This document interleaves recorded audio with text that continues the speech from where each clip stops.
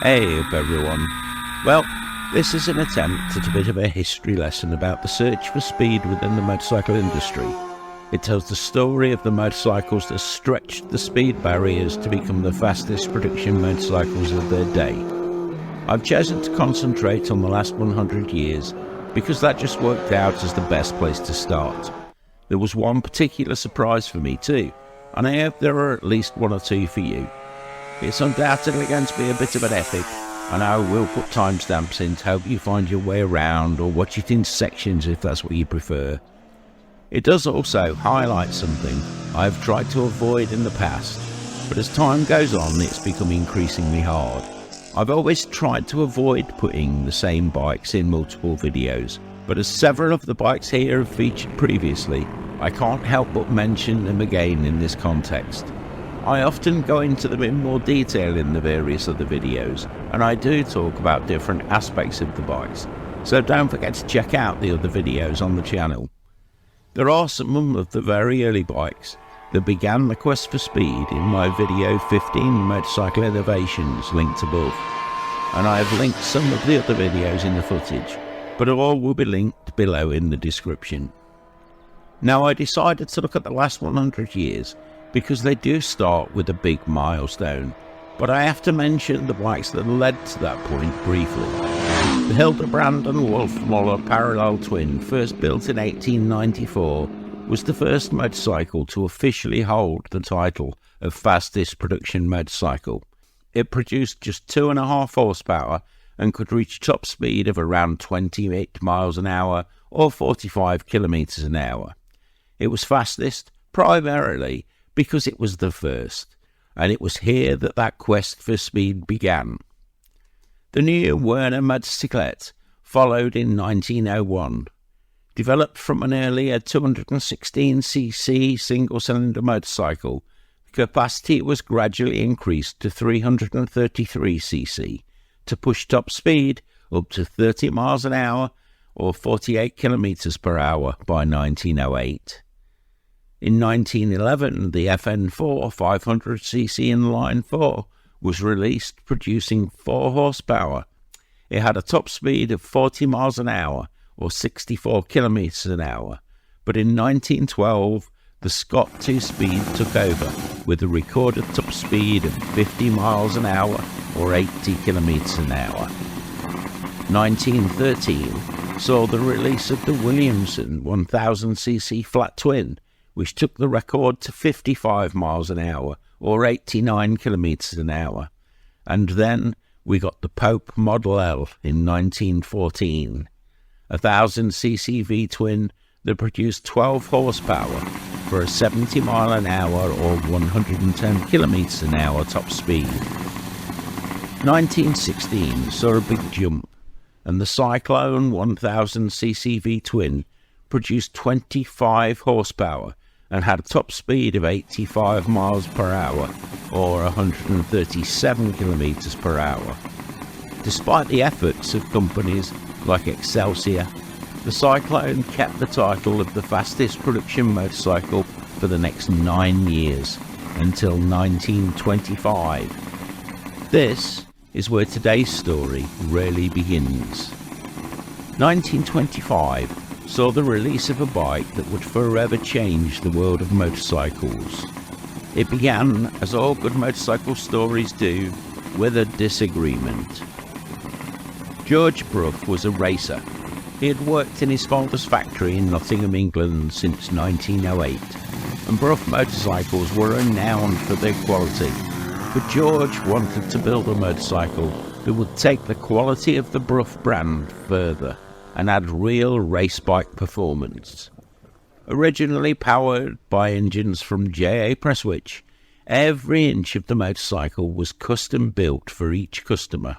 No two were ever exactly the same. It was in 1925 that the JAP engined Brough Superior SS100 broke the 100 mile an hour or 160 kilometers per hour barrier, and every SS100 that was made was pre-tested by George Brough to ensure it reached that quoted top speed. It was said that every SS100 was built at least twice, once to assemble all the parts, then it was completely stripped for all the parts to be sent for painting and finishing, before a final assembly and testing was done. If at any stage something didn't come up to the exacting standards of the Nottingham man, they were sent back to the factory and the whole process started again. Initially, the engine produced 45 horsepower, but by 1934 the 100 mile an hour top speed had been pushed up to 110 miles per hour or 180 kilometres per hour. There was simply no other motorcycle that could compete when it came to outright top speed. The Brough Superior SS100 held the record for the fastest production bike for a whole 22 years. Although I do have to give a special mention here to the 1936 Crocker V Twin. Producing 50 horsepower, it managed to equal the top speed of the SS100. In 1936, actually saw another contender make it a three-way tie for the title.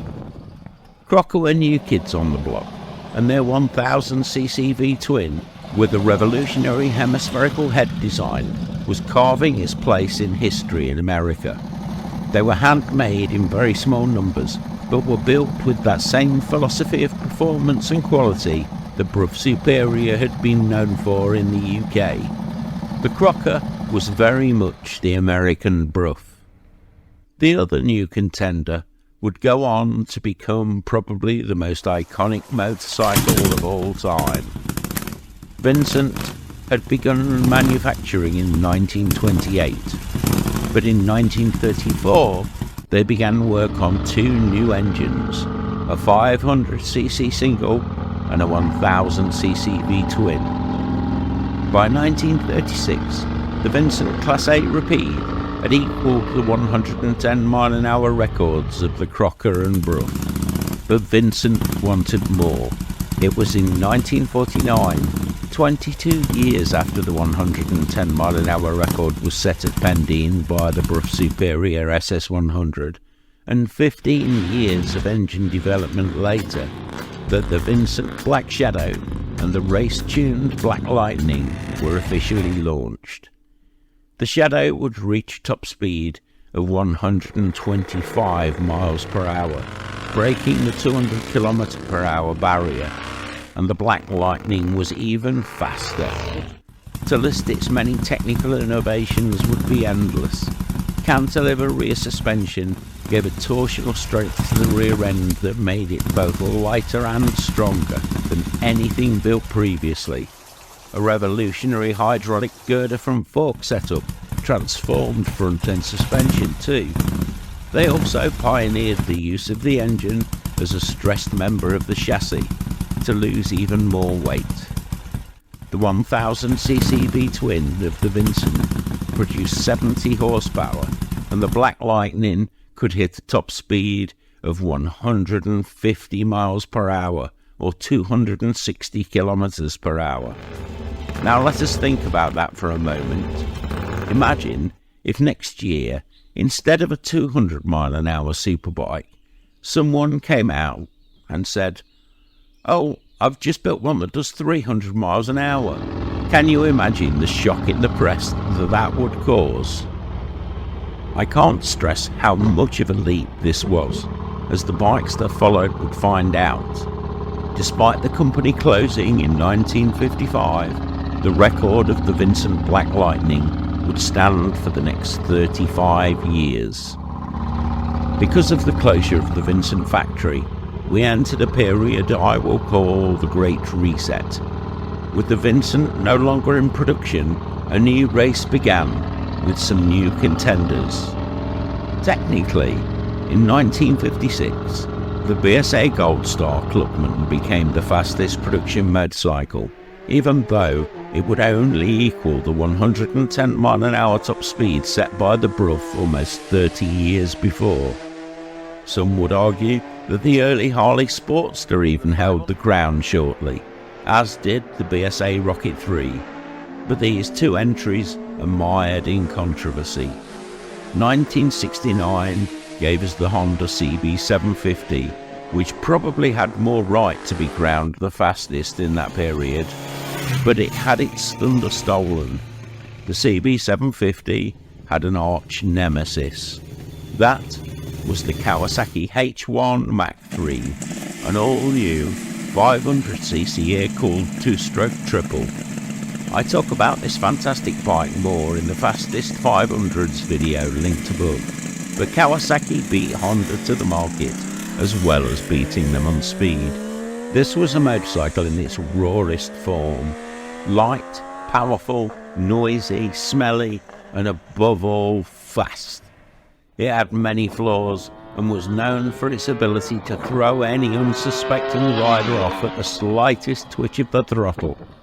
But the buyers loved it, and it has become a cult motorcycle in the years since. The Honda and Kawasaki both had top speeds claimed to be around 125 miles an hour or 201 kilometers per hour, but the Kawasaki was just faster in the real world. This did equal the top speed of the Vincent Black Shadow in its non-tuned state, but it would still be many years before the Vincent Black Lightning's record was broken. 1972 gave us another icon. The Kawasaki Z1 arrived, producing over 80 horsepower from its 900cc air-cooled double overhead camshaft inline-4 engine. It was capable of 132 miles per hour or 212 kilometers an hour and set a new standard for its day. The Z900 was the brainchild of the great Ken Inamura, a designer and engineer whose name should always be remembered. Its smooth lines and meticulous design has stood the test of time better than most, and it is one of the most sought-after motorcycles of the modern era. By the mid-70s, the Italians were coming. Ducati made their mark first, and in 1975, the 80 horsepower V Twin 900 SS was launched. It was less powerful than the Kawasaki, but it was lighter, and in theory at least, could just about outrun the Z1. With a top speed of 135 miles per hour or 217 kilometers per hour. This is another motorcycle that's immediately recognisable even in silhouette. Its aggressive stance and race-like riding position made it the bike that adorned the walls of every teenage wannabe racer. Exotic and out of reach for most, it came with a price tag that would always mean it was a rare sight on the roads, but it will always be remembered as one of the truly great sport bikes of the day. Next, in 1976, came the mighty Laverda Jota. The Jota was the complete antithesis of the Ducati 900 SS. It was big and brutish, with more power than any other bike of its day. I talk about it more in the best sounding 4-strokes video linked above. The 1000cc triple engine was a beast and produced over 90 horsepower to give the Jota a top speed of 140 miles per hour or 225 kilometers per hour, and this was pushed up to 145 miles an hour or 235 kilometers per hour by 1981. The later engines used a new 120-degree crank design, and the rough edges evident in the earlier models had been ironed out.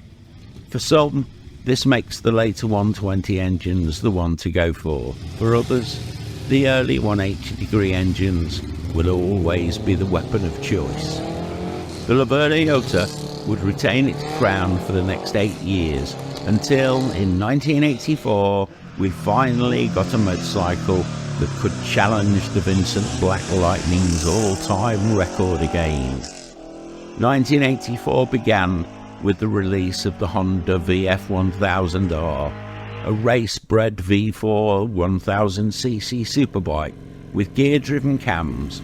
The VF1000R had been built for speed and was a road-going race bike from the ground up. 122 raging horses would drag the sleek fully fed VF1000R to a top speed of 150 miles an hour, or 240 kilometers per hour, finally equaling the long-standing record of the Vincent. The introduction of full racing-style fairings onto road bikes was a masterstroke in many ways, as well as making the bike cut through the air faster and making higher speeds attainable. They were a billboard to hang the name of the brand in a way that had only ever been seen on track before. The reign of the VF1000R would be short-lived though. Later, in 1984, we saw the birth of another legend, the Kawasaki GPZ900R, or as it became known, the first of a great line of Kawasaki ninjas. Kawasaki had been pushing up the power of their big fours ever since the original Z1, and by 1984, the now liquid-cooled 900cc power plant had 16 valves and would push out around 115 horsepower. It finally broke the 150 mile an hour barrier, just, with a top speed of 151 miles per hour, or 243 kilometers per hour. By 1996, this was pushed up even higher, to 158 miles per hour, to finally break the 250 kilometers per hour barrier. The GPZ900R was another motorcycle filled with innovations from the racing world, but the package was more balanced and rideable than the bikes that had come before it.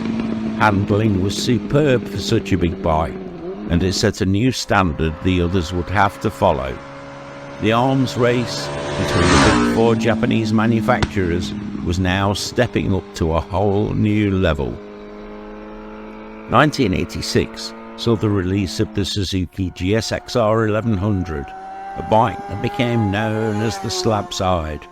Suzuki's new 1050cc inline-4 engine pushed power up to 125 horsepower and gave the GSXR a top speed of 160 miles per hour, or 257 kilometers per hour, and this was another bike that would go on to seal its place in the Motorcycle Hall of Fame.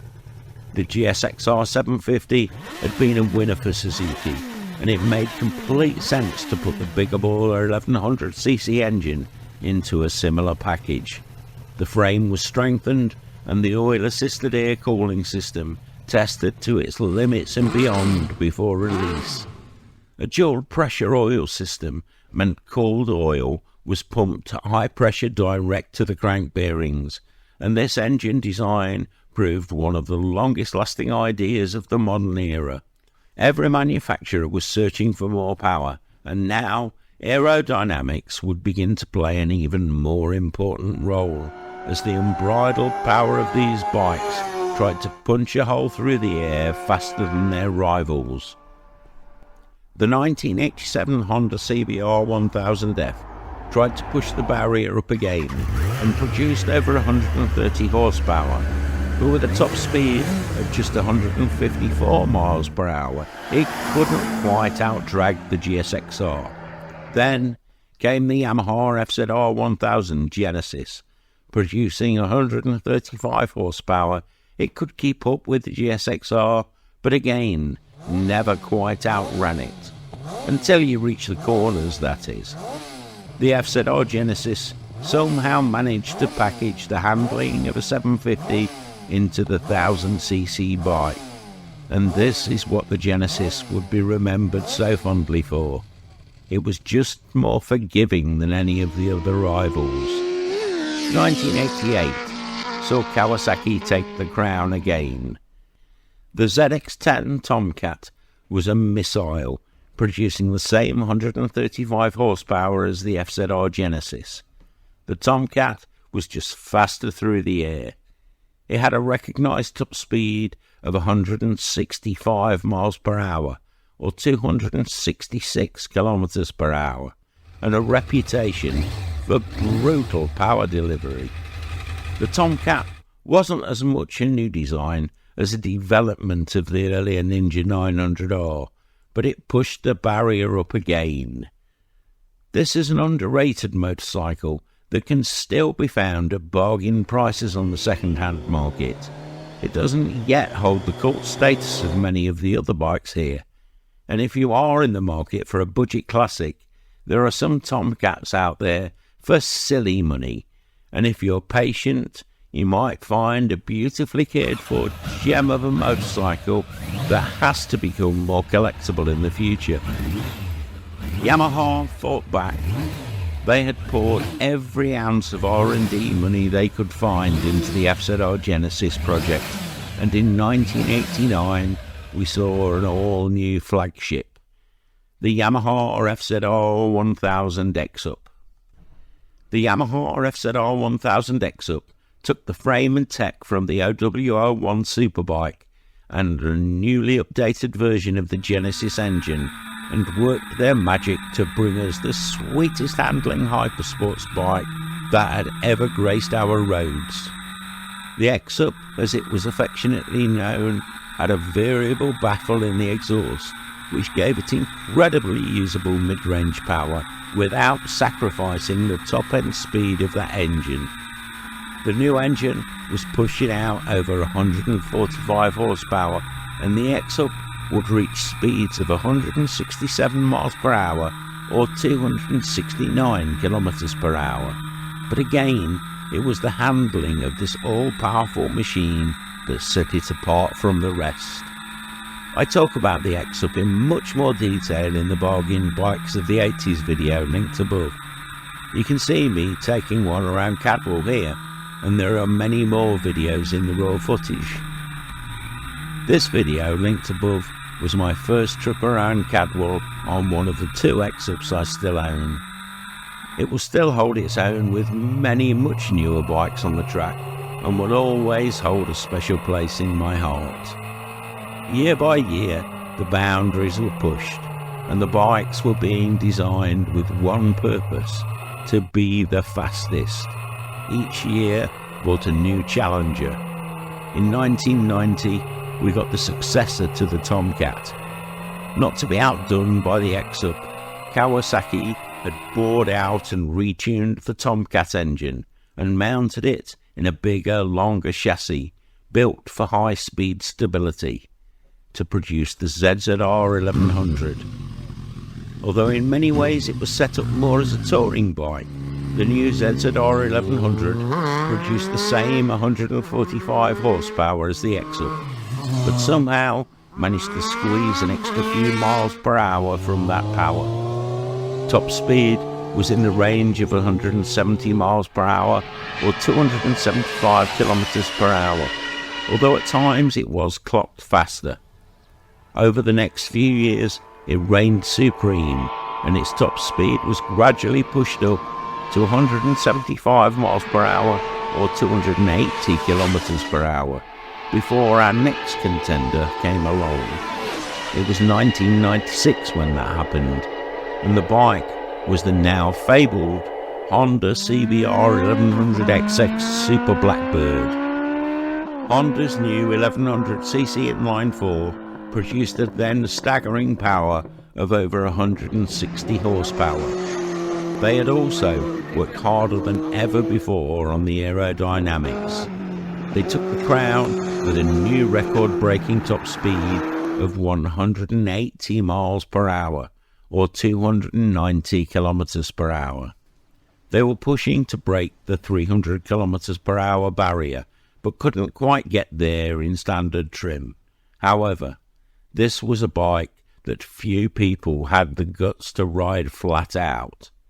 The Blackbird is another iconic bike, and the engine a masterpiece, with the typical Honda reliability as well as the ultimate performance. Somehow, they also managed to wrap this bike up in a package that delivered comfort at speed in a way none of its predecessors had been able to. Speed, comfort and reliability is a hard package to deliver, but Honda managed it so well with the CBR1100XX Super Blackbird that it raised the bar again for the rest. 3 years after the birth of the Honda CBR1100 Super Blackbird, another beast was unleashed on the motorcycle world. This motorcycle was a predator, sent by Suzuki to hunt down the Honda and wrench the crown from the head of the Blackbird. It was 1999, and I guess Suzuki wanted to end the century with a bang. It had been back in 1986 when they had last won that race to produce the fastest production motorcycle. Now, with a new 1300cc inline 4 engine to power it, they unleashed the Hayabusa onto the world. You can literally see the lines of the peregrine falcon it is named after mirrored in the shapes of the bodywork of the Hayabusa, and it was a bold statement from Suzuki. This was a motorcycle where the term unbridled power seemed almost like an understatement. 173 horsepower propelled this titan of a motorcycle up to a maximum speed of around 190 miles per hour, which finally broke the 300 kilometers per hour barrier once and for all. That first Hayabusa was only made for a year. An agreement was made whereby none of the big manufacturers would release any more motorcycles capable of reaching a speed in excess of 186 miles per hour. But something you may not know, and I certainly didn't, is that it didn't actually end there. In 2000, Kawasaki released the ZX12R, not to be confused with the ZX12C or ZZR1100, which were also incredible bikes. The ZX12R was the mutant child of their incredible ZX10R superbike and the equally astounding ZX12C. It produced almost 180 horsepower and for the very first year was also unrestricted. It was capable of 194 miles per hour or 312 kilometers per hour. And I will be honest and say this is a motorcycle I knew nothing about. I had never even heard of it. So it's a great example of the fact that we all have something to learn. It is an unsung hero beside the Hayabusa, but that doesn't alter the fact that it did break the record of the Hayabusa before they were both restricted. It was built using a unique monocoque chassis, and the front of the chassis fed the air from the nose through the filter mounted within the monocoque, force-feeding it into the bank of carbs. This increased the efficiency of the Kawasaki ram air system and took performance to new levels. From 2001 onwards, as with the later Hayabusas, it would be restricted to 186 miles per hour. But for that 1 year, it was the fastest motorcycle of all. It was the precursor to the ZX1400, which I have to mention. But the ZX1400, despite the many improvements, would always be restricted, and its full potential only released by owners after purchase. So as a production motorcycle, it just doesn't quite make the cut. It took an Italian to tear up that agreement, and that man was Claudio Castiglione. With the expertise of master designer Massimo Tamburini and what was left of the Cagiva Research and Development Department, they built the MV Agusta F4. I waxed lyrical about the MV Agusta F4 in the 12 breathtaking Italian motorcycles video linked above, so I won't subject you to more here. But the MV Agusta F4 312 really was a masterpiece. Producing over 180 horsepower, the F4 was light and streamlined, as well as being a contender for the best looking motorcycle ever built. It would reach 193 miles per hour or 311 kilometers an hour. So for now, the ZX12R still reigned supreme, and the future of unrestricted motorcycles now lay in the hands of the customers. With a few obvious exceptions, all future models would arrive restricted. The two most obvious exceptions are very different bikes. The first, the Kawasaki H2R, is a bike that we all know now, the unrestricted track use only cousin of the supercharged H2. The Kawasaki H2R will produce over 320 horsepower and reach speeds of 250 miles per hour or 400 kilometers an hour. Now, this might not be the same jumping speed that the Vincent Black Lightning was from the rest of the market, but it is the closest we have got since. It has no real rivals when it comes to outright top speed. The H2R is a living legend and is featured in previous videos, but it is testament to the amazing engineering prowess at Kawasaki Heavy Industries. Another bike I have to mention is the V-twin Ducati Panigale R, which in certain factory specials produces 200 horsepower. With a full race tune, they will reach 202 miles per hour or 325 kilometers an hour. They could be ordered from the factory in race prep form, but they weren't really a full production bike, but they do need mentioning. There were various models, including the now legendary 2014 Superleggera, a 155 kilo stripped down race bike with a magnesium frame, swing arm and wheels. But only 500 of these machines were ever built, and even back in 2014 they had a price tag of £54,000. Now the Panigale package has moved on again, and here I want to give a mention to the crash test goat and the goat army. I know some of you will be watching. My subscribers know that I have been bringing real bikers who are also real creators together, and the Crash Test Goat is the latest channel to join the fold. If you like extreme speed and general bike chat, he does a live podcast every evening and has all my respect for mentioning the channel when he used some of our video clips. That's the way it should be. He needed no prompting. Go check the channel out. I will link it in the description below.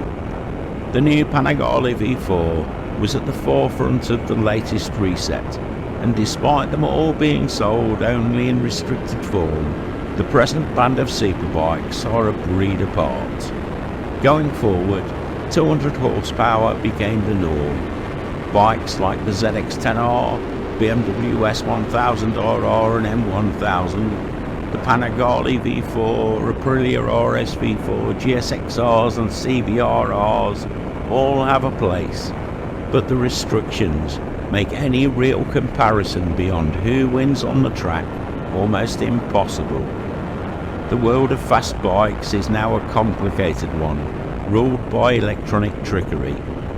Unlike the superbikes of old, they are all well beyond the skills of most of us.